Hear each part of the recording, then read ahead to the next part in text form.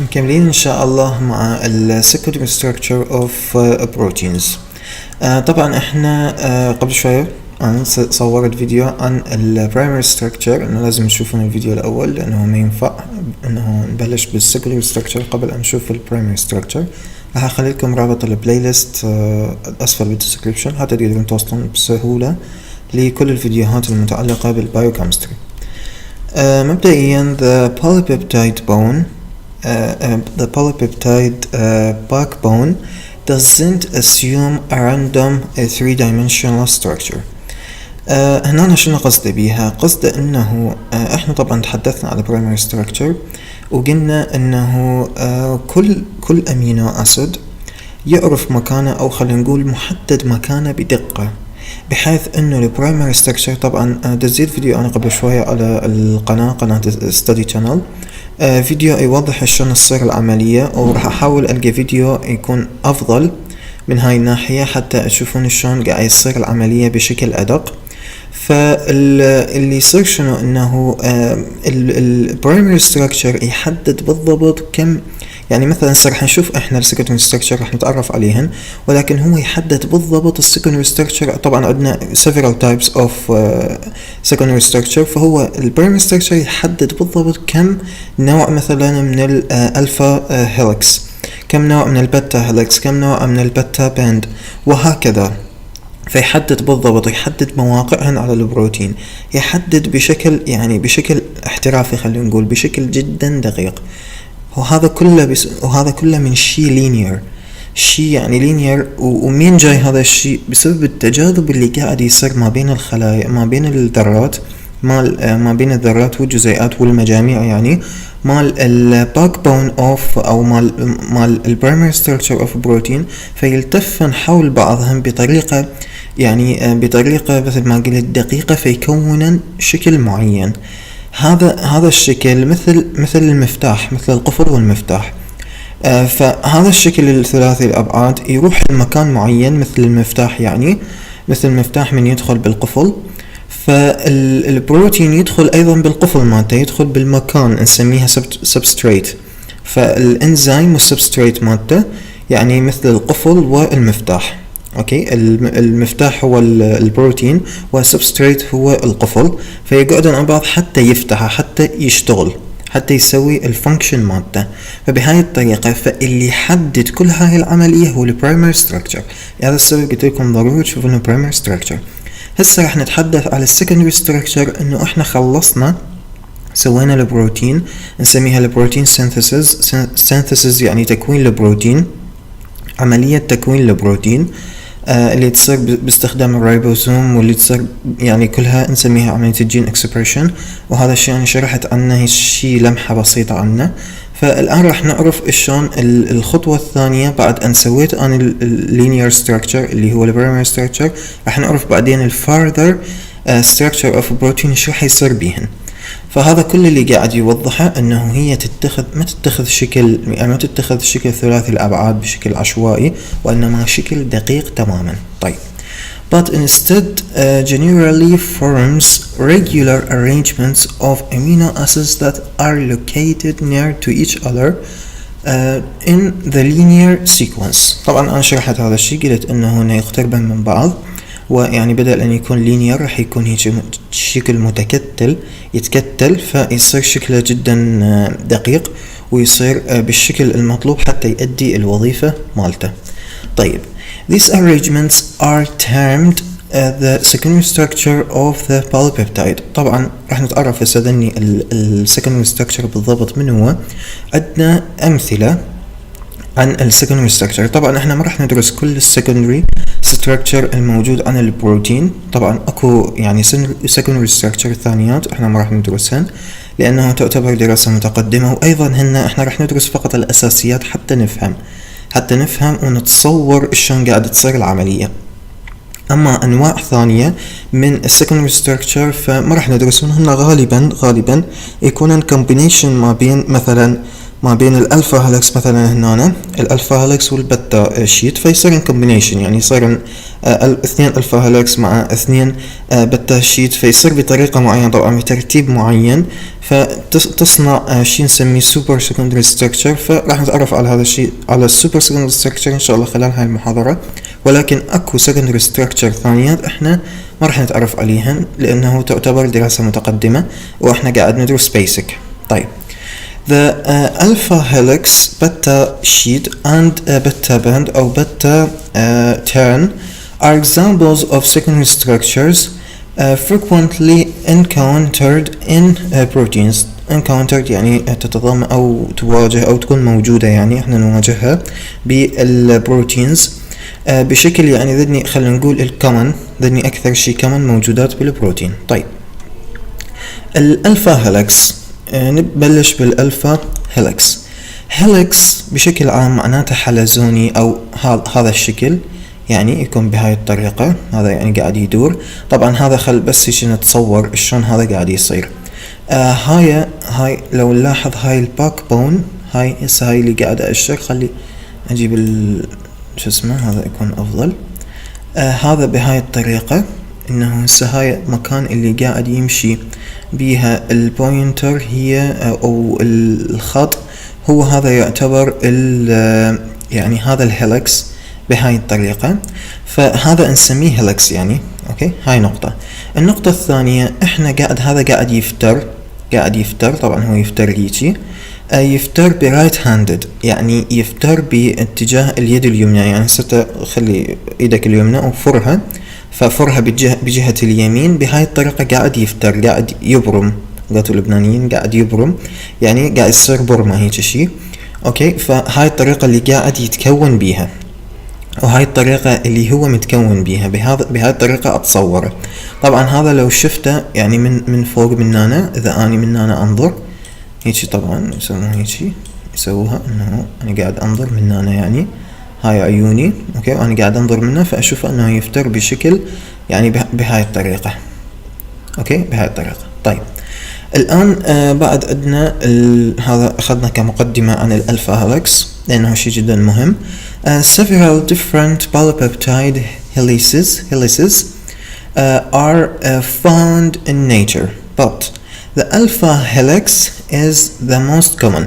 يعني قاعد يقول انه احنا مو عندنا بس الفا هيلكس، طبعا هو احنا نقدر نستنتج انه عندنا احنا اكثر من الالفا هيلكس، لانه الطار رمز قال الفا هيلكس، يعني بما انه اكو الفا هيلكس يعني اكو بيتا ويمكن جاما، فبهذا المعنى. ولكن احنا الاكثر شيء كومن هو الالفا هيلكس الموجود بالنيتشر بالطبيعة. طيب it's a spiral structure consisting of a tightly packed coiled polypeptide backbone core with the side chains of the component amino acids extending outward from the central axis to avoid interfering sterically معناتها فراغي يعني بالفراغ، حتى ما يتنافر بشكل يعني بالفراغ with each other، ما يتنافرن مع بعضهم بشكل يعني بالكيمياء الفراغية. طبعا تحدثت عن كيمياء فراغية بالمحاضرة الأولى، قلت عندنا شيء اسمه ستيريوكيمستري. احنا ما راح نتعامل مع الستيريوكيمستري لأنه يعتبر شيء كيمستري، احنا ما عندنا كيمستري، احنا عندنا بايوكيمستري. فأرجع أفسر بشكل يعني دقيق، انه قاعد يقول لي coiled يعني قاعد يبرم مثل ما قلت، انه مثل حلزون، شكل حلزوني. عندنا يقول انه الكور، شنو قصده بالكور؟ ان الكور قصدنا به انه الكور اوف something يعني اصل او صميم الشيء، فهذا موجود يعني راح نشوف انه الالفا هيلكس والبيتا شيت تكون موجودة بالكور اوف بروتين. احنا عندنا بالبروتين عندنا شغلتين، يا اما عندنا الكور يعني صميم البروتين يعني موجود بداخل البروتين، او عندنا السيرفيس اوف بروتين، يا اما يكون outward يا اما يكون inward. outward هو السيرفيس اوف بروتين، inward اللي هو الكور اوف بروتين يعني داخل البروتين. نفترض ان البروتين كرة، فسطح الكرة هو السيرفيس اوف بروتين، وداخل الكرة اللي بالداخل هو الكور اوف بروتين. طيب the side chains قلنا of the component تكون موجودة وين؟ هسه احنا وين السايد تشين؟ هاي السايد تشين، هاي الار هي عبارة عن السايد تشين، فالسايد تشين تكون موجودة الى الخارج، والباك بون هي اللي راح تكون الكور. اوكي، هي اللي راح تكون الكور بالنسبة للألفا هيلكس، لكن انا تحدثت انه الألفا هيلكس بشكل عام راح يكون الكور للبروتين. اوكي، راح يكون الكور للبروتين. راح نعرف هذا الشيء ان شاء الله هسه بقى شوي بشكل ادق ان شاء الله. from the central axis to avoid interfering، يعني الفكرة شنو هاي يعني شنو معناته interfering، حتى يعني شرط نقول انه يتجنب التنافر الفراغي. يقول انه هذه الار تشين او الار جروب تكون موجودة الى الخارج، وهاي تكون موجودة بالكور. ليش تكون موجودة بالخارج؟ تخيل انه لو هاي موجودة بالداخل رح يصير تنافر، فوجودها بالخارج افضل حتى ما يعيق الكويلينج، ما يعيق انه هذا اللي قاعد تبرم هيش، قاعد الالفا هيلكس قاعد يبرم، فما يعيقها، يعني الار جروب ما تعيق هذا الكويلينج. طيب بعد شنو عندنا عن الألفا هيلكس؟ a very diverse group of proteins contains alpha helices صراحة لفظها شوية قاعد أنسى، helices على ما أعتقد. For example, the keratins are a family of closely related fibrous proteins whose structure is nearly entirely alpha helical. هنا ايش قاعد يقول انه كثير، طبعا الالفا هيلكس بشكل عام انه موجود يعني موجود بكميات كبيرة من البروتينات، بمعنى انه يمثل او يكون موجود باغلب البروتينات الموجودة بالطبيعة. واحدة منهن الكيراتين بروتين، هو عبارة عن بروتين يكون الشعر مصنوع من بروتين اسمه الكيراتين. الشعر صلب جدا، الشعر جدا يعني جدا قوي بشكل رهيب. فالشعر اغلبه او is nearly entirely alpha helical، يعني البروتين اللي موجود بالكيراتين اغلبه يكون متكون من الالفا هيلكس. اوكي، او مو اغلبه، تقريبا كله. بمعنى شنو؟ بمعنى انه الالفا هيلكس قاعد يعطي صلابة. بعد هسه راح نشوف نقطة ثانية. They are a major component of tissue such as hair, skin, and their rigidity is determined by the number of disulfide bonds between the constituent of polypeptide chains. هسه راح نشوف انه الدايسلفايد او نشوفها صراحة راح نشوفها بالترشري ستراكشر، انه الدايسلفايد بوند طبعا هي مسؤولة عن صلابة البروتينات، صلابة يعني لان الدايسلفايد بوند هي covalent bond تتكون ما بين الار تشينز. اوكي، ما بين الار تشينز، ما لها علاقة بالباك بون. الباك بون تتكون بها فقط البيبتايد بوند، اما الار تشينز فممكن يتكون الدايسلفايد بوند، وراح نشوف انه راح تصير interfering للcoiling of the alpha helix. ولكن اللي هنا قاعد يوضح لي قاعد يقول انه الالفا هيلكس من تكون موجودة ببروتين صلب، وممكن تكون موجودة ببروتين مو صلب. راح نشوف هنا in contrast to كيراتين اللي يعتبر بروتين صلب، اللي يعتبر بروتين قوي لانه بي دايسلفايد بوند، وبنفس الوقت يعني هو بي دايسلفايد بوند ومكون اغلبه من الفا هيلكس. اوكي، الفا هيلكس، يعني الالفا هيلكس هي مو بحد ذاتها المسؤولة عن صلابة البروتين، وانما ممكن ان تكون موجودة ببروتين يكون صلب، وتكون موجودة ايضا ببروتين يكون مو صلب. فمثال ذلك in contrast to keratin, myoglobin whose structure is also highly alpha helical is a globular protein, a flexible molecule. احنا عندنا المايجلوبين مثل الهيموغلوبين هو ينقل الدم من يعني ينقل الدم او ينقل الاكسجين. المايجلوبين هو نوع يعني مثل الهيموغلوبين بس يكون موجود داخل الخلايا العضلية، لهذا السبب اسمه مايجلوبين. ولكن وظيفته بالخلايا العضلية هي خزن الأكسجين، يخزن الأكسجين. وظيفة المايوغلوبين بالخلايا العضلية هي خزن الأكسجين. أوكي، هاي وظيفته. لهذا السبب السباحين الماهرين يصير يعني يقوم كل ما تمرن أكثر إنه على الغطس، يصير عنده قدرة على إنه يقطع نفسه أكبر قدر ممكن ويتحرك داخل المي أكبر قدر ممكن. هذا الشيء بسبب وجود المايوغلوبين. المايوغلوبين هو يعني يكون موجود بعضلاته بكثرة.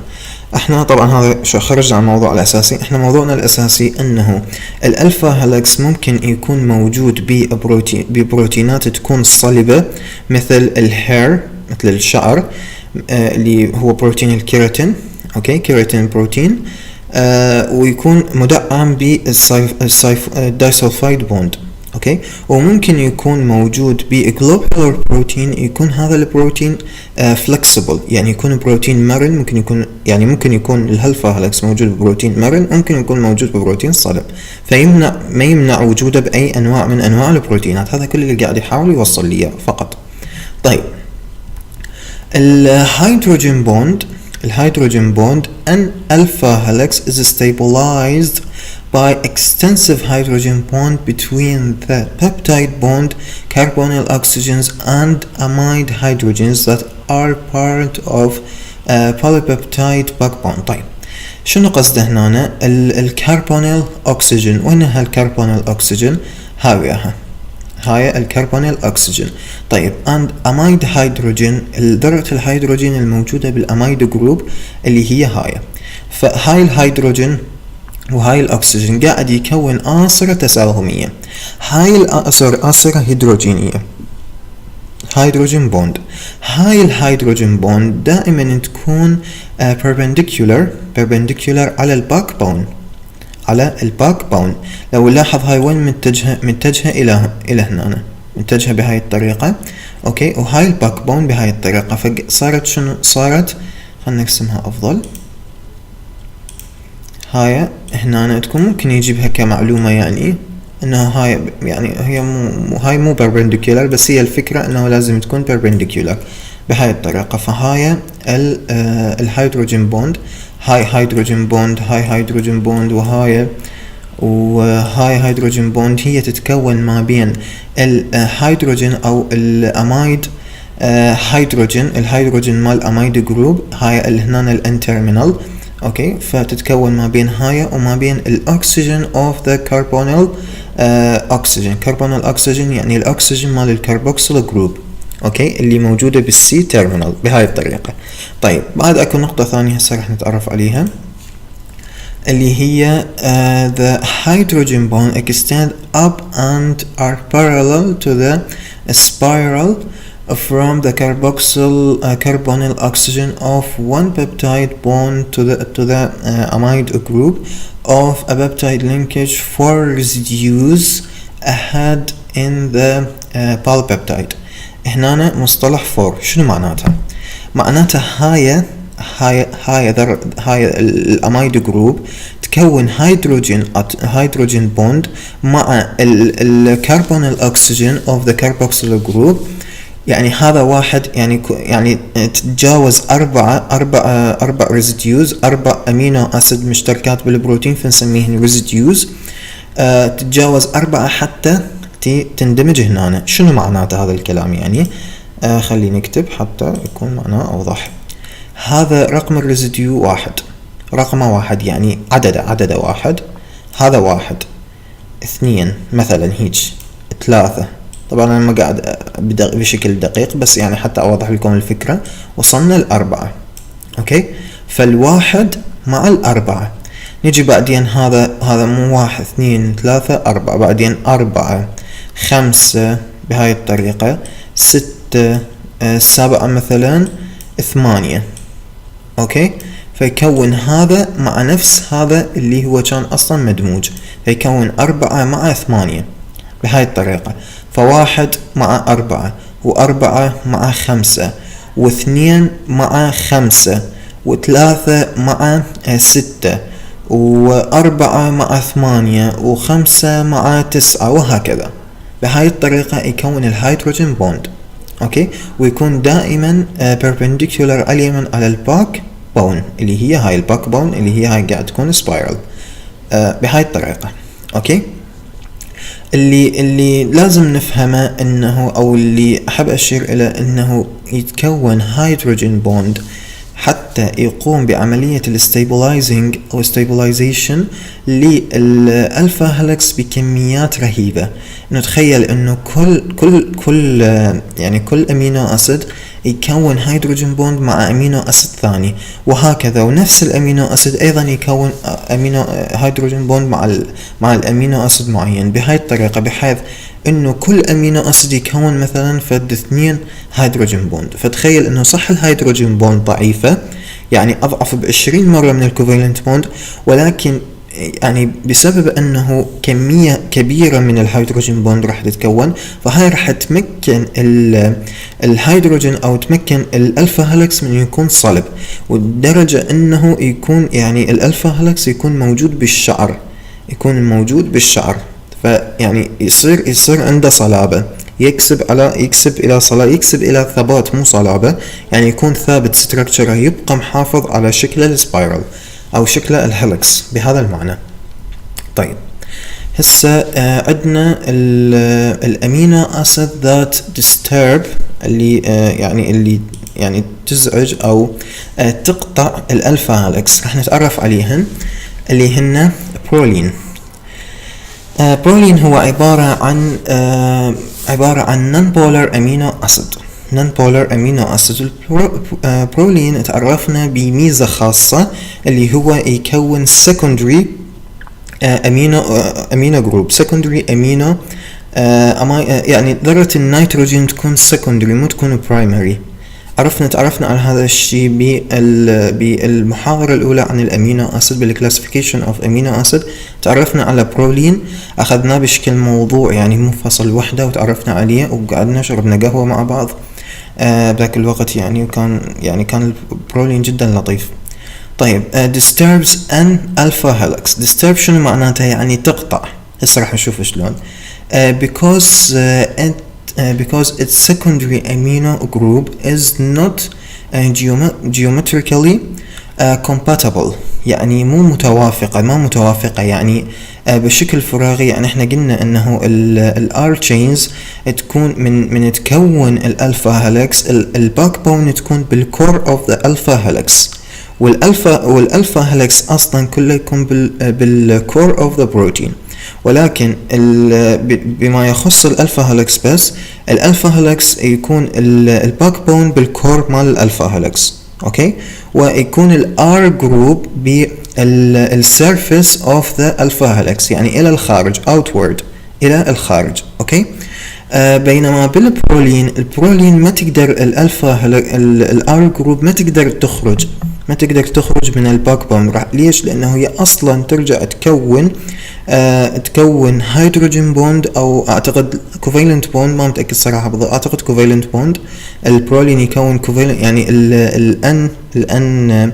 الان اوف ذا امينو جروب تكون النيتروجين اوف ذا امينو جروب تكون أصلتين تساهميتين مع يعني وحدة مع الار تشين، وحدة مع الباك بون، وحدة سوري مع الالفا الكربون الفا. فبهاي الطريقة راح تكون اشبه بالحلقة اوكي بالداخل، فما راح تقدر تكون الار جروب من يكون البرولين موجود، ما راح تقدر تكون الار جروب خارج الكور اوف ذا الفا هيلكس. اوكي، يعني خارج الباك بون اوف ذا الفا هيلكس، راح تكون مرتبطه بها. هذا الشيء راح يسبب تنافر بداخل الالفا هيلكس، مما يؤدي الى زعزعه الالفا هيلكس. اوكي، فما راح يكمل البرمه مالته، راح يضطر يعمل شيء اسمه كنت. طيب شنو هو الكنت؟ طبعا عرفنا انه هو right handed spiral of helix and instead it inserts يعني يحشر a kink. شنو معناتها؟ صراحة نسيت معناها بالعربي، ولكن هاي معناتها الكينك. هذا خل نرسم افضل. نفرض انه هذا الفا هيلكس هيجي بهاي الطريقة. اجا عندي هسه بهاي النقطة راح يجي هاي النقطة مثلا راح يجي عندي برولين. ايش راح يسوي؟ راح يسبب لي هيج، راح بهاي الطريقة ورجع كون الفا هيلكس ثاني. اوكي، مثل هنا مثلا لو نلاحظ انه هذا الفا هيلكس مكون بشكل منتظم. اجا مثلا برولين، ايش سوى بيه البرولين؟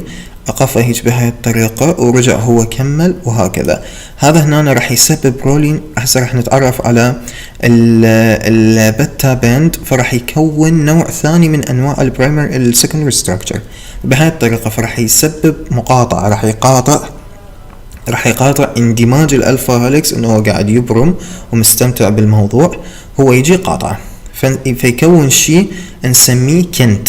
اوكي in that chain.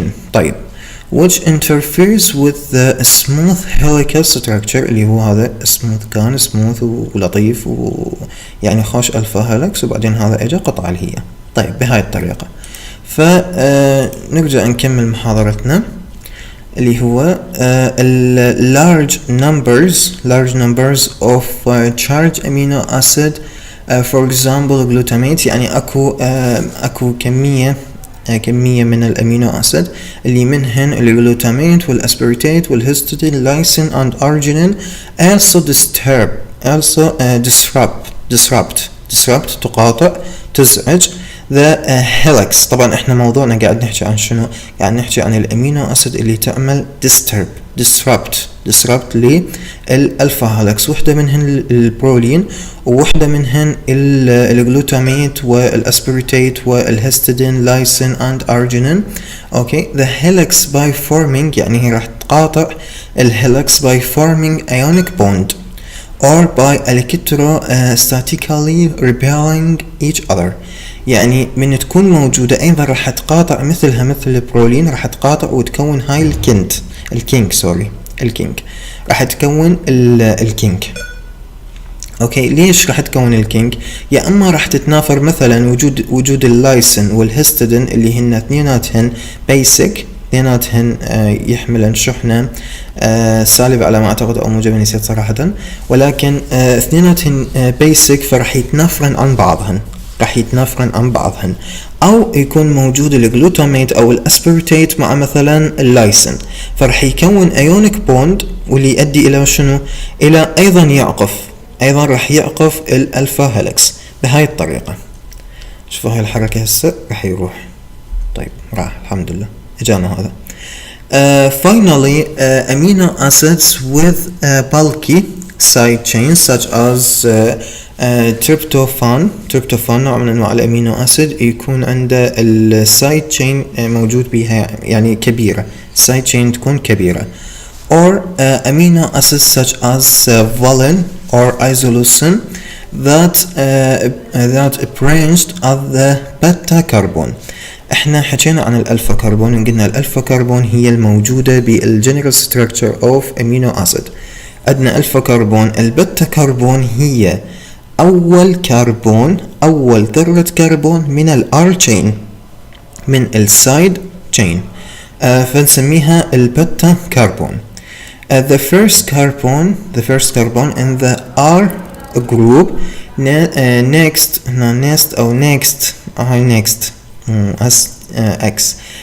to the alpha carbon. اوكي بهاي الطريقة. ايش راح تسوي هاي؟ شنو علاقة البتا كربون؟ راح تكون تفرع، فهذا التفرع راح يعيق الالفا هيلكس، يعيق الالفا هيلكس بهذا المعنى. يعني can interfere with the formation of alpha helix if they are present in the large numbers. فاحنا هسه من هذا السلايد كله المطلوب نعرف شنو؟ المطلوب نعرف انه عندي عدد من الامينو اسيد من يكون الموجودات راح يعيقن الالفا هيلكس، اللي هن البرولين، اللي هن الهيستidine لايسين ارجينين جلوتاميت اسبرتيت. البرولين ليش يعيق؟ يعني مطلوب ايضا نفهم انه ليش يعيق لانه موجود بالسكندري امينو جروب. موجود ب secondary amino group، واللي يكون شيء يعني اللي يكون يعني هذا السكندري راح تكون الار تشين مالته راح تتنافر مع الباك بون، وبالنهاية راح تؤدي الى مقاطعة الالفا هيلكس. طيب نوع ثاني اللي هو الهستidine، لايسين، ارجينين، جلوتاميت، اسبرتيت، اللي هن يا اما يكونن ايونيك بوند يا اما يتنافرن مع بعضهن. النوع الثالث يكون عندي نوع من الامينو اسيد يكون كبير، السايد تشين مالته تكون كبيرة فايضا راح يقاطع.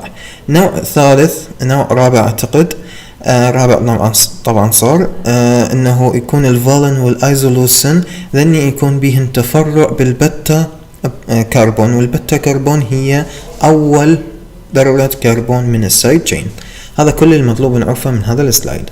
طيب البتا شيت هو النوع الثاني من السكندري ستراكشر اللي راح ندرسه اليوم. البتا شيت، the beta sheet is another form of secondary structure in which all of the peptide bond components are involved in hydrogen bonding. طيب شنو معناته؟ هنا قاعد يقول لي انه النوع الثاني نوع معين من secondary structure in which all the peptide bonds components are involved in hydrogen bonds. شنو معناته؟ معناته احنا هناك قلنا انه ايضا قلنا بالالفا هيلكس انه يشاركن يعني البيبتايد بوند راح تشارك بالهيدروجين بوند الموجود، يعني راح تشارك ما بين الامينو اسيد مع بعضها، راح يشاركن راح يكونن الهيدروجين بوند. هنا ايضا راح الامينو اسيد مع بعضها راح يكونن الهيدروجين بوند. لاحظ انه هاي مع هاي تعتبر يعني نوع من الهيدروجين بوند، هذه ايضا هيدروجين بوند، والى اخره بهذه الطريقة. هيدروجين بوند، هاي هيدروجين بوند، بهذه الطريقة. هاي هيدروجين بوند على يعني مستوى نشوفه ادق، هاي ايضا هيدروجين بوند، فراح تكون هيدروجين بوند. ايضا السبب من تكوين الهيدروجين بوند حتى تسوي stabilization. طبعا عمليا الهيدروجين بوند راح تكون ما بين هذا وهذا بهذه الطريقة. طيب هسه راح نفهم ذني الاسهم شنو معناتهن، وكل هاي الامور راح نتعرف عليها بشكل دقيق. البتا شيت محتاجة من عندنا تركيز اكثر من الالفا هيلكس. طيب the surfaces of beta sheet appear pleated, and these structures are therefore often called beta pleated sheets. pleated معناتها مطوية. لو لاحظ انه هاي مطوية لانه الباك بون اكيد هي مثل ما شفنا باخر الفيديو اللي قبله، شفنا انه الباك بون هي مو يعني مو ستريت على المستوى الذري، هي مو ستريت وانما بيها يعني صايره مثل الزجزاج يعني. فهذا يعني بسبب هذا الزجزاج راح تكون بليتد، يعني راح تكون مطويه. فنشوف انه هاي مثلا مثل الورقه تكون مطويه، فنسميها بتا بليتد شيتس. طيب هاي النقطة الثانية the surface of the surface، طبعا هي نفس النقطة بس اتأكد انه كل شيء واضح. appear pleated، انه هاي كملت النقطة. طيب when illustrations are made of a protein structure, beta strands are often visualized as broad arrows. قصد بيها شنو؟ انه من نسوي illustrations معناته توضيح، يعني نرسم توضيح رسم مخطط. فيقول انه البتا سترينز، طبعا قصده بالبتا سترينز شنو؟ البتا شيت هو الشيء الكبير، البتا سترينز هو جزء من البتا شيت. يعني يعتبر انه هاي كلها خلينا نشوفها بطريقة، هاي كلها نعتبرها البتا شيت، هاي نعتبرها البتا ستريند. اوكي، هاي البتا ستريند بهاي الطريقة. طيب فيقول انه البتا strands are often visualized as broad، يعني قاعد يعني يوضحها بطريقة انه سهم. فقاعد من يسوي illustrations، من يسوي توضيح بطريقة الرسم حتى يوضح البروتين شلون قاعد يكون البروتين structure. البتا ستريندز راح تكون بشكل سهم، والبتا ستريندز هي جزء من البتا شيت مثل ما وضح هنا عندنا. طيب ال comparison of a beta sheet and an alpha helix. طيب راح نقارن ما بين الألفا هيلكس والبتا شيت. Unlike the alpha helix, beta sheets are composed of 2 or more peptide chains. هنا نشوف خل نفهم نقطة، أنه إحنا مبدئيا إيش قلنا يعني بمحاضرات الأمينو أسيد، مو محاضرة الأمينو أسيد، كانت آخر محاضرة يعني محاضرة أخذتها عن Introduction to Proteins قبل أن أسوي محاضرات عن الأمينو أسيد. حكيت بها وأنا حتى ذكرت هذا الشيء بالفيديو اللي قبل هذا الفيديو. ذكرت أنه أنا تحدثت عن العلاقة ما بين الأمينو أسيد والبيبتايد والبوليبيبتايد والبروتينز. فإحنا قلنا أيضا توضحت أنه ممكن البروتينز يكون مكون من أكثر من بوليبيبتايد، ماشي؟ فتكون مثلا أنا عندي بوليبيبتايد تكونت مع بوليبيبتايد ثاني يجن يجتمعن، ممكن تكون ستراند من البتا شيت تكون جزء من البوليبيبتايد معينة، وستراند ثانية من البتا شيت تكون جزء من بوليبيبتايد ثانية. اوكي، نفترض انه بالهيموغلوبين فراح يكون هذا يعني راح تكون كأنه البتا شيت ما مكونة من the same polypeptide وإنما متكونة من يعني جزء من polypeptide معينة وجزء من polypeptide ثانية اندمجن فكون البتا شيت بهاي الطريقة. يعني مو نفس البرايمري ستراكشر، يعني مو نفس الحبل وإنما حبل بصف حبل توزع عن هيك أخذا بشكل مثل شيتس. أوكي، وصار بصف بعض. هاي الفكرة اللي أريد أوصلها هنا. طيب البيبتايد تشينز طبعا احنا اتفقنا انه البيبتايد تشينز نعتبرها جزء من البوليبيبتايد، فمن نقول البيبتايد تشينز قصدنا بها البتا ستريندز اللي هي هاي فقط، هذا السهم فقط نعتبره بيبتايد تشينز، واللي هي معناته قصدي بها بتا ستريندز. آسف إنه قاعد أشرح هواي، يمكن أكو أشخاص منكم يملون من هذا الشرح الكثير، ولكن تقدرون تسرعون الفيديو شوية، ولكن أكو أشخاص من الوقت محتاجين إنه يفهمون، فأنا قاعد أراعي كل المستويات. طيب or segments طبعا ممكن يسميها segments، ممكن يسميها beta strands، ممكن يسميها peptide chains of the beta sheet. أوكي، كلها تمشي of polypeptide chains which are almost fully extended. طيب هنا هذا واضح عندنا، يعني انه ممكن تكون مكونة من اكثر من بيبتايد. طيب الان نتحدث، يقول not also، يعني not يعني لاحظ also that the hydrogen bonds are perpendicular to the polypeptide backbone in beta sheets. احنا قاعد نقارن ما بين الالفا هيلكس والبتا شيت، فالمقارنة تشمل الاختلاف والتشابه.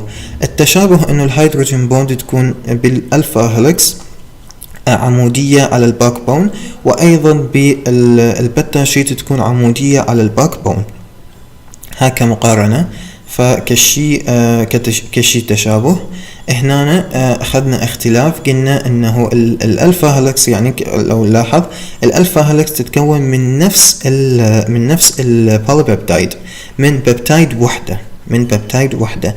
يعني ما ممكن ان يكون انه جزء منها مثلا الفا هيلكس يكون من بوليبيبتايد معينة ويكون من بوليبيبتايد ثانية وتكون نفس الالفا هيلكس، لا ما ممكن ان يكون، ولكن بالبتا شيتس ممكن.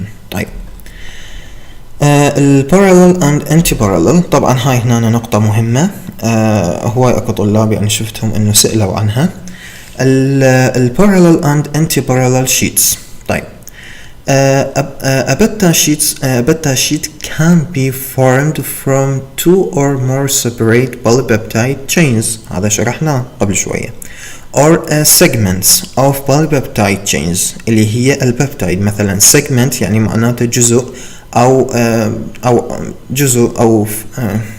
أو قطعة قطعة من of polypeptide chains that are arranged either antiparallel to each other with the N-terminal and C-terminal strands of the polypeptides beta sheet or parallel to each other. طيب أعتقد أنه ما وصلت الفكرة وماكو داعي أنه أكمل. خلينا نشوف شنو معنات parallel.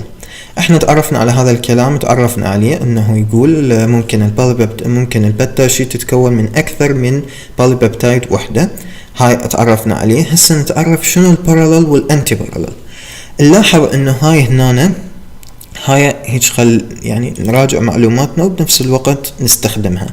طيب هاي الان اوكي الان تيرمينال صحيح، الان تيرمينال قولوا صحيح. الان تيرمينال هاي الان تيرمينال اوكي قاعد تمشي هيجي اوكي وتكون هذا الستريندز مال البتا شيت صحيح. هذا ستريند مال البتا شيت اللي هي من هنا هاي الان تيرمينال وهاي السي تيرمينال. وصلت هنا للسي تيرمينال، رجعت انعقفت هيك بهاي الطريقة، كونت لوية، كونت تكون لي شكل، تنعقف ما اعرف تسوي لي فد شكل معين وترجع تكمل. قبل هاي طبعا هاي الان انا قاعد اشرح صراحة غلط. المفروض اشرح على هاي انه هذا هاي الان تيرمينال حتى اشرح البارالل، هاي الانتي بارالل. اوكي سوري شرد هني شويه. المهم انه هاي الانتي بارالل انه هاي قاعد تمشي بهاي الطريقه وهاي قاعد تمشي بهاي الطريقه، فمعاكسه السترينز مالتها. هاي الان تيرمينال، هاي هنا الان تيرمينال وهاي السي تيرمينال. اجتي هاي الان تيرمينال والسي تيرمينال، فنلاحظ انه هاي من الان تيرمينال الى السي تيرمينال. خلينا نفرض من الاي مثلا الى البي اوكي بهذا المعنى. اجتي هاي من البي الى من الاي الى البي، فنلاحظ انه معناتها انتي بارالل. انتي بارالل شو معناتها؟ غير موازية. طيب بهذه الطريقة الآن هاي المكونة من شنو؟ هاي اللي هنسا قاعد يعني حمرت لها. هاي مكونة من كل وحدة مكونة من بوليبيبتايد معينة. فنلاحظ انه مقطوعة، هاي يعني بادية مننا مكونة بتا ستريندز ورايحة مسوية شي ثاني.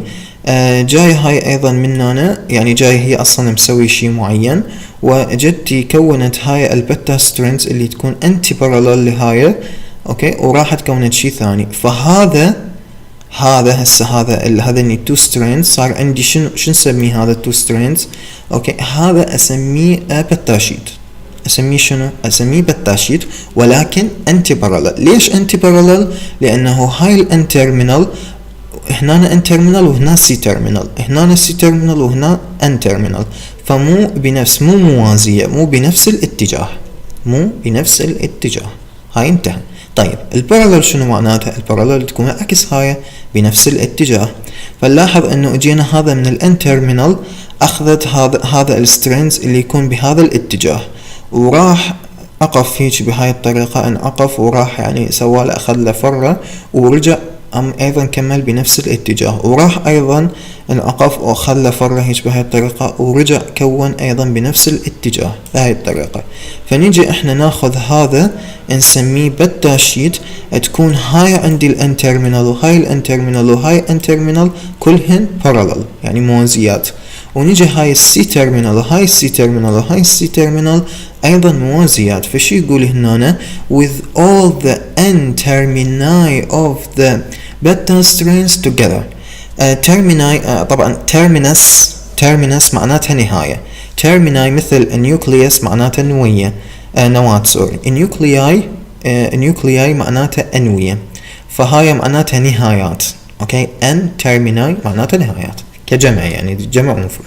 طيب when hydrogen bonds are formed between the polypeptide backbones of separate polypeptide chains they are termed interchain. شنو قصدي بيها؟ polypeptide chains هاي طبعا هنا خل نرجع نقرأ when the hydrogen bonds are formed between the polypeptide backbones of separate polypeptide chains they are interchain. يعني هاي اوكي هذا الستراند من polypeptide معينة وهذا الستراند من polypeptide معينة، فتكون ما بيناتهن آصرة هيدروجينية هيدروجين بوند. هاي الآصرة الهيدروجينية نسميها interchain bonds. شنو معنات انتر؟ معناتها بين، معناتها بين التشين، بين التشين يعني بين السلاسل. اوكي طيب، اما اذا يعني الانترا تشين نقول a beta sheet can also be formed by a single polypeptide chain folding back on itself. In this case the hydrogen bonds are intra-chain bonds. هاي مكونة من نفس البوليبيبتايد، من نفس البوليبيبتايد وحدة.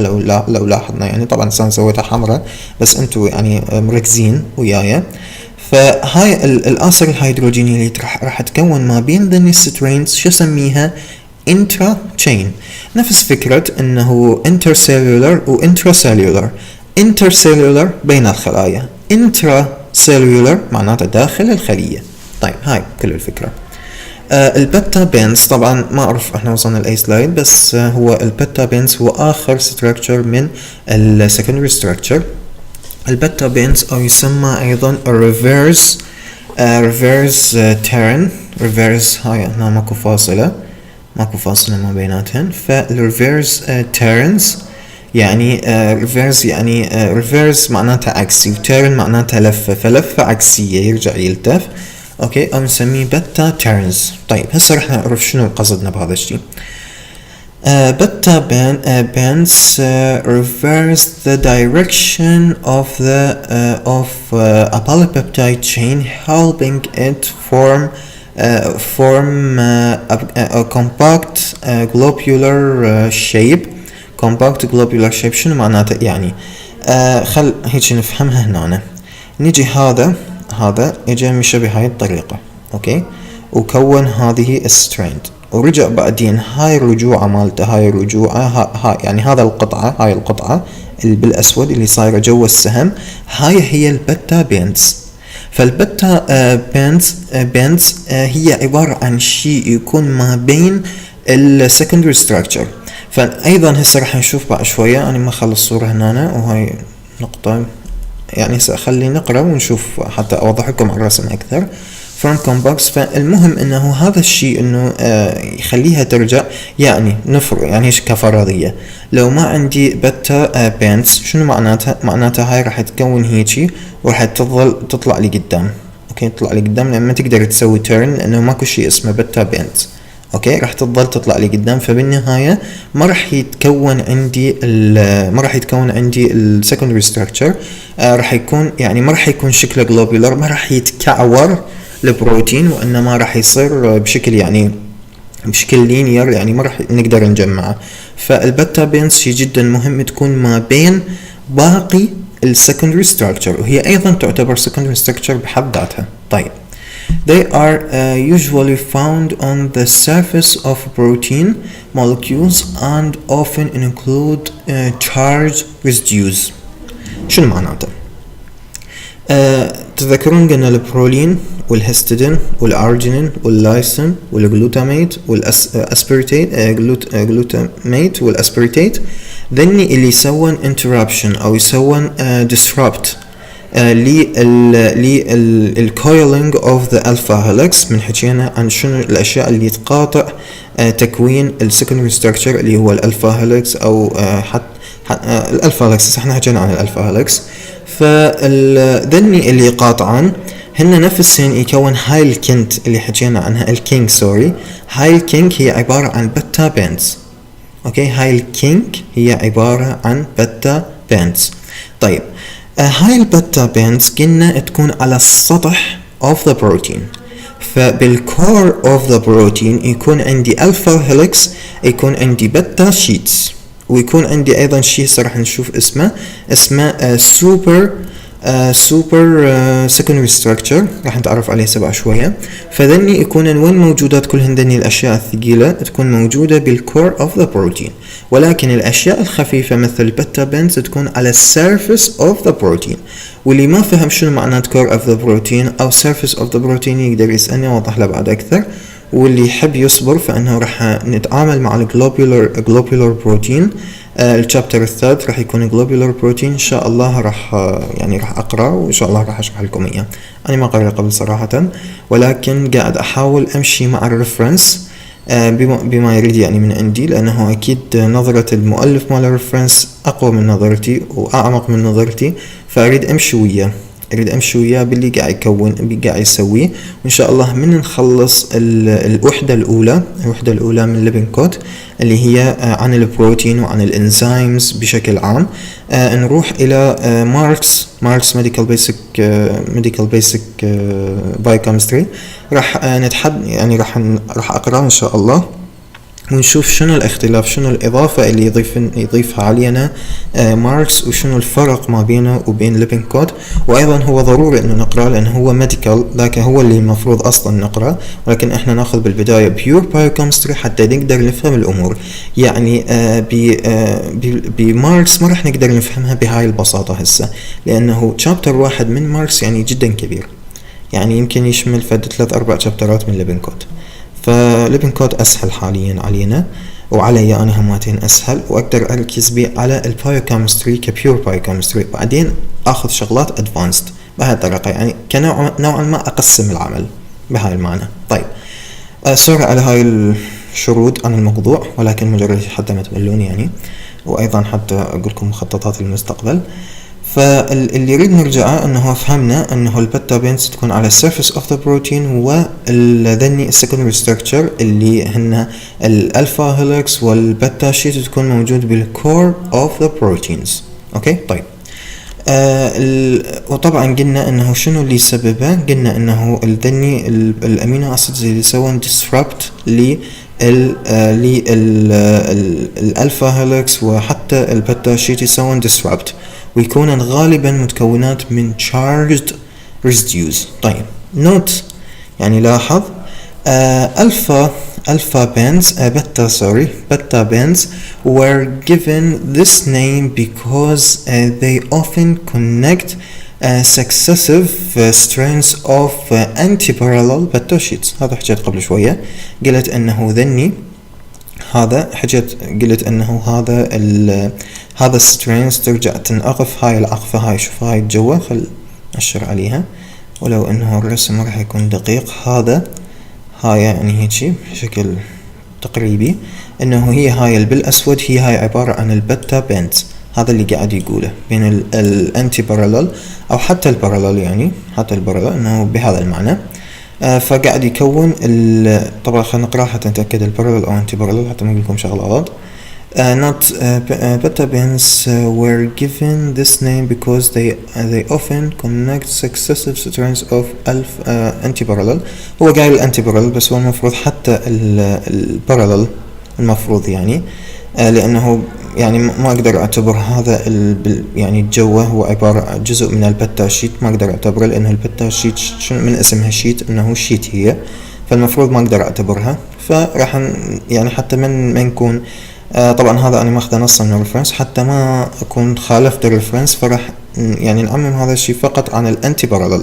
ولكن كل الفكرة انه احنا نريد نوصل فكرة، هاي الملاحظة يعني ممكن اصلا حتى نهملها، احنا نريد نوصل لفكرة، نريد ناخذ افكار اساسية انه البيتا بينز هي عبارة عن اشياء تكون ما بين يعني ما بين السكندري ستراكشر، يعني ما بين الالفا هيلكس والبيتا شيت تكون هي يعني كونكت تربطهم، وايضا ما بين السترينز مال الانتي بارالل ايضا تربطهم، فهي وسيلة للربط.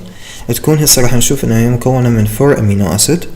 راح نشوف beta bands are generally composed of 4 amino acids, one of which may be proline. ممكن البرولين مثل ما قلنا انه هذا اللي يقاطع السلسلة، يقاطع الالفا هيلكس.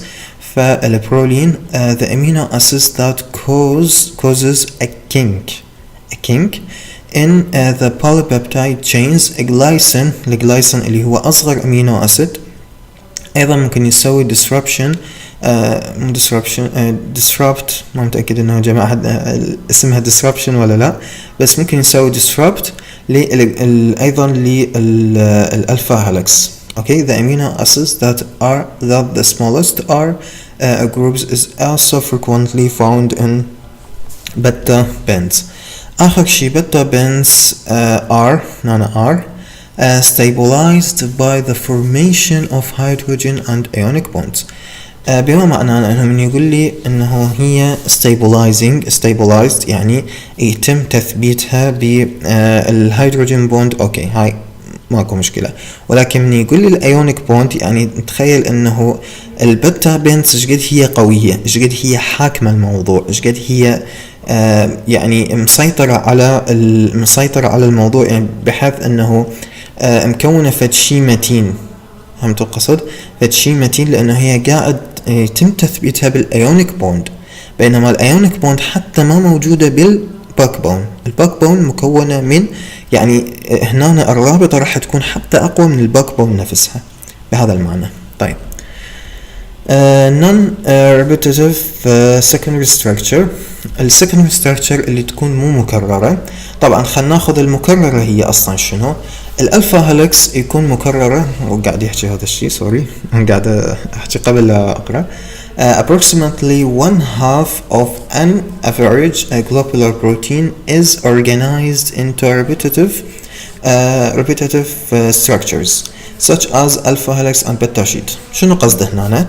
قاعد يقول لي انه قاعد يقارن لي ما بين النون ريبيتيتيف والريبيتيتيف. ريبيتيتيف معناته انه مكرر، الالفا هيلكس يعني يتكرر بكمية كبيرة، فيقول انه تقريبا نصف، انه approximately 1/2 of an average globular protein is organized، يعني يكون اغلبه متكرر، كأنه هو يعني مكرر مرتين يعني بهذه الطريقة. فالألفا هيلكس تكون مكررة بشكل كبير، يعني مثل ما قلنا احنا مألوفة. فمثلا تشوف انه بداية البروتين مكون لي ألفا هيلكس، بوسط البروتين مكون ألفا هيلكس، بنهاية البروتين مكون ألفا هيلكس، وهكذا. البيتا شيت ايضا بعد البداية، باعتبار انه الألفا هيلكس هو اللي بدا، فبعد البداية يكون لي بيتا هيلكس، وايضا كل شوي يكون لي بيتا هيلكس بيتا شيت سوري. فبهاي الطريقة ذني اسميه هنا repetitive structures. non-repetitive structures شنو قصدي بيها هسه؟ the remainder يعني البقايا او البقية of the polypeptide chain is described as having a loop or coil conformation. اللوب شنو قصدي بيها اللوب؟ طبعا هنا المفروض اني احط صورة اللي هي هاي الصورة، نرجع بيها شوية لورا سوري. هذا اللوب هنا، هذا اللوب، فهذا يعتبر repetitive. لو نلاحظ انه اصلا هو شوف هذا repetitive وهذا repetitive، هذا non repetitive. شنو معناته non repetitive؟ يعني خلينا نقول شيء نادر الى حد ما، يعني ما يتكون هواية بالامينو اسيد، فهذا يكون لوب اوكي. فهاي الاجزاء اللي تكون نون ريبيتيتيف. طيب هذا بهاي المعنى فتكون نون ريبيتيتيف. سوري انا رجعت هوايه، سوري على هاي الربكه. فنكمل من النون ريبيتيتيف. فالنون ريبيتيتيف اللي مثلها الكويل، طبعا كان المفروض اخلي الصوره بس ما اعرف صراحه نسيت، يعني ما رجعت جيدا، المفروض كان راجع جيدا. طيب a loop or a coil conformation, these non-repetitive secondary structure are not random. شوف هي اكيد non random، احنا ما عندنا شيء random اصلا هنا، ماكو شيء random يعني ماكو شيء عشوائي. يعني البروتين يتكون بشكل عشوائي، هيش مجرد انه خليناه بالسيل ووقفنا وما اعرف شلون يتكون بشكل عشوائي، لا. مثل السنة من تروح هذا يستنسخ المفتاح، هل هو يسوي لك مفتاح بشكل عشوائي؟ اذا سوي لك اياه بشكل عشوائي ما راح يفتح القفل مالتك. بس اذا سوي لك اياه بنفس الطريقه، سواه بنفس الطريقه مال المفتاح مالتك، يعني خلى المفتاح مالتك واستنسخه. اوكي استنسخه. افترض انه المفتاح مالتك هو الدي ان اي، والمفتاح اللي هو راح يعطيك اياه المستنسخ هو البروتين. فبهاي الطريقه اذا ما استنسخته بشكل دقيق 100% ما راح يفتح عندك القفل. فبهاي الطريقة فإحنا ما عندنا شيء راندم، كله عبارة عن شيء يعني عن شيء دقيق جدا. طيب ولكن قصدنا بالنون ريبيتيتيف معناتها الاشياء اللي ما تكون موجودة هواية بالبروتين، ممكن تكون مثلا مرة او مرتين تكونت بالبروتين، ولكن الالفا هيلكس بنفس البروتين ممكن تكون 10 مرات بهذا المعنى. طيب but rather simply have a less regular structure than those described previously. طيب يعني تكون موجودة بكمية أقل وتكون أقل كريجوليشن مالتها تكون أقل من الريبيتيتيف. طيب هسه ملاحظة هنا يقول the term random coil refers to the disordered structure obtained when protein are denatured. حكينا عن denaturation of the protein بذيك المحاضرة، حكينا بشكل سطحي يعني، ولكن هنا اللي قاعد يقول لي عليه انه الراندوم كويل طبعا راح ناخذه ان شاء الله بال يعني اعتقد التيرشير ستراكشر، او يعني هو المهم انه راح يكون المحاضرة الجاية. فالراندوم كويل نحن لازم نفرق ما بين الراندوم كويل والكويل الموجودة هنا. طبعا اللوب وكويل وبيتا باند وكل هاي الامور. البيتا باند هي قلنا تربط ما بين الريبيتيتيف، وايضا بما معناته انه البيتا باند تكون ريبيتيتيف، ولكن اللوب تكون بشكل يعني مميز، اكو لوب يعني بالموضوع. الكويل ايضا يكون بشكل مميز، يعني بشكل مميز يعني ما موجود من عنده هواية بهذا المعنى، فنسميه نون ريبيتيتيف. هاي كل الفكرة بالموضوع. طيب الآن خلينا نحكي على السوبر ستراكشر، أعتقد هذا آخر سلايد تقريبا أو قبل الآخر. السوبر ستراكشر أو موتيفز هي synonyms يعني مرادفة للسوبر سكندري ستراكشر.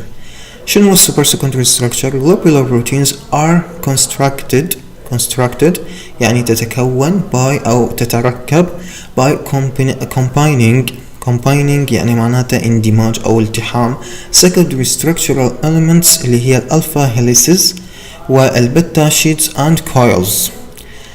coils اللي هي non repetitive اوكي secondary structure أخذناها قبل شوية. فقلنا يعني أنا همتي بداية السكندري ستراكشر قلت إنه هنا راح ناخذ الأشياء الكامل بشكل تفصيلي اللي هي البيتا شيتس والألفا هيليسز. الكويلز ما أخذناها بشكل تفصيلي، أخذناها بشكل سطحي. فالقصد بالموضوع أنه السوبر سكندري ستراكشر مثل لو أحد حاضر الأناتومي قلت عندنا شيء اسمه سوبر سيستم اللي يتكون من أكثر من سيستم واحد، مثل السكيلتال او اللوكوموتور سيستم. اللوكوموتور سيستم يتكون من السكيلتال سيستم والماسكولار سيستم والارتيكولار سيستم كلهن بنفس الوقت، فنسميه سوبر سيستم. فهنا السوبر سكندري ستراكشر انه متكون من اكثر من نوع من السكندري ستراكشر مرتبطات مع بعضهن، فيكون شيء اسمه سوبر سكندري ستراكشر. طيب producing specific geometrical patterns or motifs. motifs قلنا انه هي عبارة عن السوبر سكندري ستراكشر synonyms إلها. طيب these form primarily the core region of the molecule or macromolecule اللي قصده به البروتين. طيب عرفنا هذا الشيء انه اصلا السكندري ستراكشر كلها هي تمثل الكور اوف ذا بروتين، ولكن السوبر سكندري ستراكشر انه تكون مقتربه من بعضها، يعني هي عباره عن كم سكندري ستراكشر مقتربه من بعضها ومكونه شيء اسمه سوبر سكندري ستراكشر. خلي نفرض يعني هيش خل بس نفهمها بطريقه معينه انه السوبر سكندري ستراكشر هو حلقه الوصل ما بين السكندري ستراكشر والتيرشير ستراكشر، يعني هو عباره عن شيء انتقالي، انه كذا سوبر سكندري ستراكشر ممكن يكون لي تيرشير ستراكشر بهذا المعنى. ولكن السوبر سكندري ستراكشر هو اكبر من كونه سكندري ستراكشر واقل من كونه تيرشير ستراكشر بهذا المعنى. فالسوبر سكندري ستراكشر يكون موجود بالكور of the proteins. They are connected by loop regions.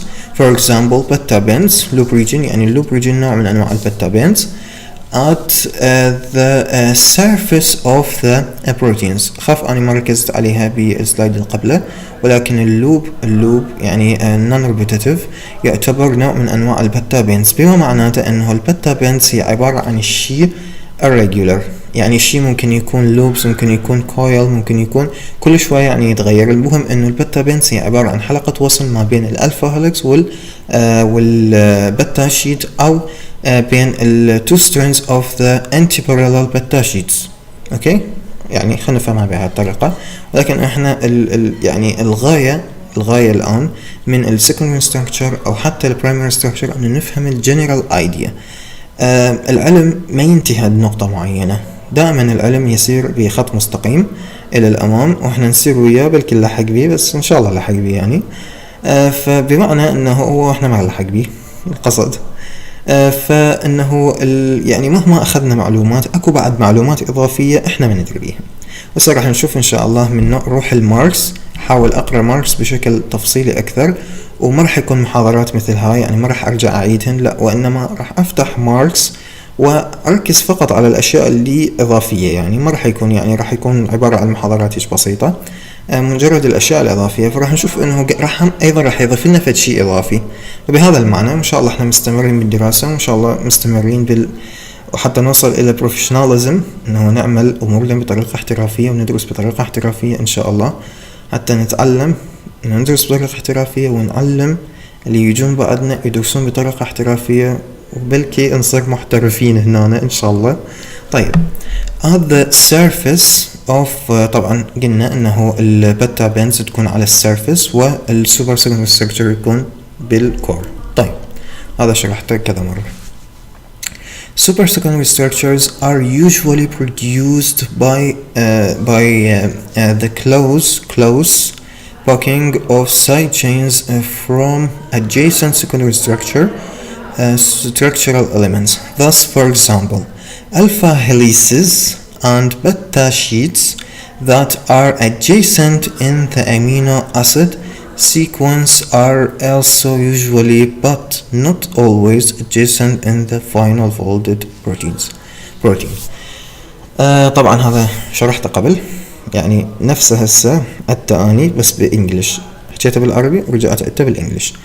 اللي قلته انه السوبر سكندري ستراكشر هنا عبارة عن سكندري ستراكشر مقتربات من بعضهن في مكونات ككومبينيشن او التحام، هيجي التحام مع بعضهن، فنسميه السوبر سكندري ستراكشر. السوبر سكندري ستراكشر يكون هنا النقطة يعني also adjacent، يعني ممكن السوبر سكندري ستراكشر مثل ما قلت انه هو بداية الترشري ستراكشر، انه يرجع يعني يقترب من بعضه، وبالنهاية يكون جزء السوبر سكندري ستراكشر راح يكون جزء اساسي من الترشري ستراكشر. بهذا المعنى يعني هاي الفكرة اللي احاول يوصلها، ما وصل لي فكرة اضافية كثيرة، يعني هاي كل الفكرة. طيب اخر شيء some of the more common motifs are illustrated next. طبعا هاي راح يكون اخر سلايد.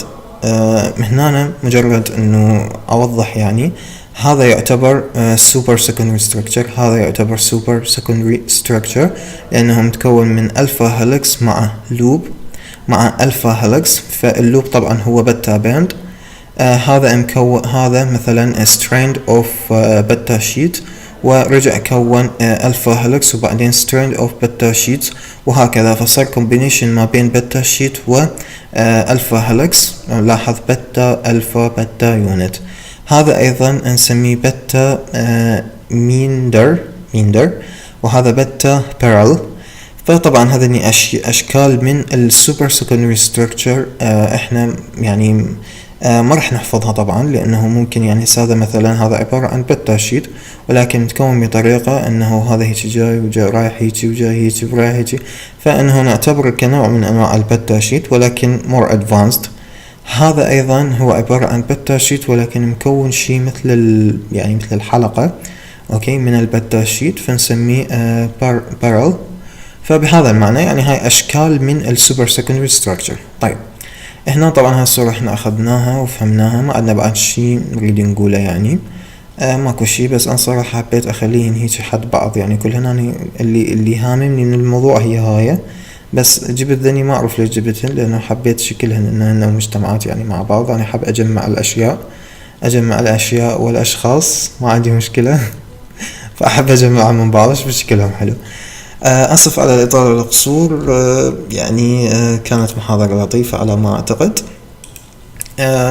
يعني تعلمنا بيها السكندري ستراكشر. كان السكندري ستراكشر شيء لطيف انا اشوفه. ما اعرف اي واحد حبيتوا البرايمري ولا السكندري. اذا تحبون تشاركوني رايكم بالتعليقات فاكون ممنون لكم، وان شاء الله يكون عجبكم، وان شاء الله تلاقون الوقت الكافي حتى تشوفون بهاي المحاضرات. راح يكون عندنا بعد محاضرة واحدة فقط عن الستراكشر اوف ذا بروتين، راح يكون بها التيرشر ستراكشر، والكواترنري ستراكشر راح يكون عبارة عن سلايد واحد، يعني ما بي تعقيد. صح هو كواترنري بس هو عبارة عن تجمع كم يعني كم التيرشر ستراكشر يتجمع مع بعضهن يكون البرايمري كواترنري ستراكشر. راح نشوف انه عبارة عن يمكن حتى سطر واحد كلش كافي عليه. وايضا راح نتحدث عن المسفولدينج اوف ذا بروتين.